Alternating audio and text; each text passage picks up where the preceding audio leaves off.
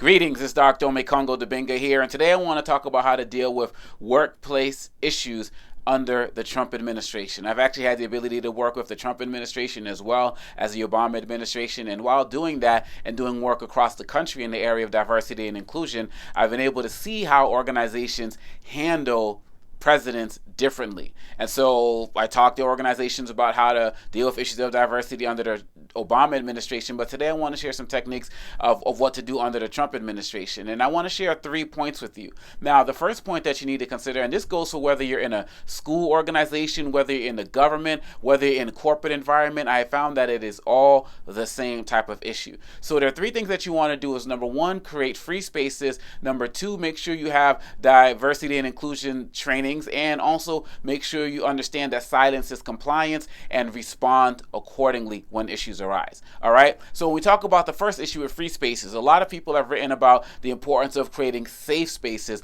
but I want to talk about today free spaces. When I talk about free spaces, I'm talking about areas in your organization where people can come and feel like they can express themselves without feeling like they're going to be targeted for some form of reprisals. Some people feel like they don't want to speak up in organizations I deal with because they don't want to be called the angry black woman or the racist white man by speaking their opinions. Well, they need to be able to create a space in your organization where they can go and just say what's on their mind, because the fact of the matter is, particularly as we go into the next election, things are going to get worse in this country before they get better. And so people are going to be coming to work with more tensions. And research has shown that more people are feeling tension regardless of what side of the political aisle they find themselves working under President Trump's administration, and whether they're in the administration or not. And I know some of y'all are feeling this in your own professions as well, so we can talk about that. You can share that, of course, in the comments below. So the other thing is we want to make sure that we have diversity trainings and diversity statements. Some people don't really think diversity statements are serious, but the way I look at it, diversity statements are a promise that your organization is going to do the work to take you and everybody else there to the next level. I know some people right now who are so stressed out that they won't even consider applying for a job if there's not a diversity statement there, because they don't want to go in there and beat a diversity program. If you don't have one, create one. If you have one that hasn't been revised in a while, check it out. But also you want to make sure you have opportunities for diversity and inclusion trainings and professional development. Why is this important? Because you can't just talk about it, you got to be about it. Some people are so focused on diversity that they don't look at the inclusion, right? Some people are so focused on the inclusion that they don't look at the diversity. People talk about what the difference is. We'll talk about that at a deeper level, but in short, diversity is about the look, inclusion is about the access, the power, who has the opportunities to actually be in control. So maybe your organization needs to revise that, particularly now. And then lastly, you have to remember that silence is compliance.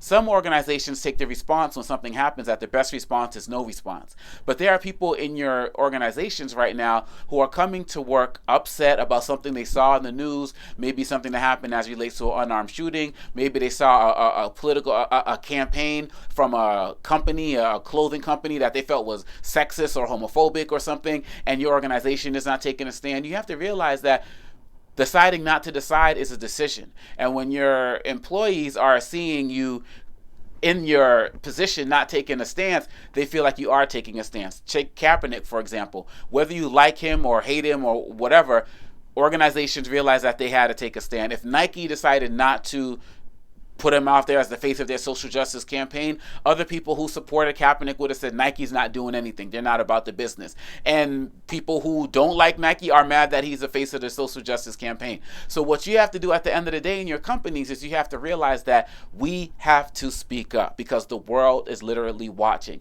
And if you don't have those diversity trainings, if you don't have those free spaces created, then you can find yourself getting in a lot of trouble, and no company wants to be the social media hashtag of the day for something negative. So when we talk about creating free spaces, when we talk about reviewing that diversity statement and the diversity and inclusion trainings, and when we talk about understanding that silence is compliance, and so you got to speak up, these are 3 ways you can start to look at how to deal with workplace issues during the Trump administration. Because as I said before, things are going to get worse before they get better, and you want to be ahead of the game. You want to be a company that creates an environment where people don't just feel tolerated, but they feel celebrated. And one of the ways to do that is to tackle these issues head on. So I hope these situations, I hope these things that I talk about will be helpful for you. You can read the entire blog on my upstanderinternational.com page, as well as the link is also below. Please subscribe to get more videos that talk about these particular issues. And if there's any way I can help you, feel free to reach out. Take care and create a great day.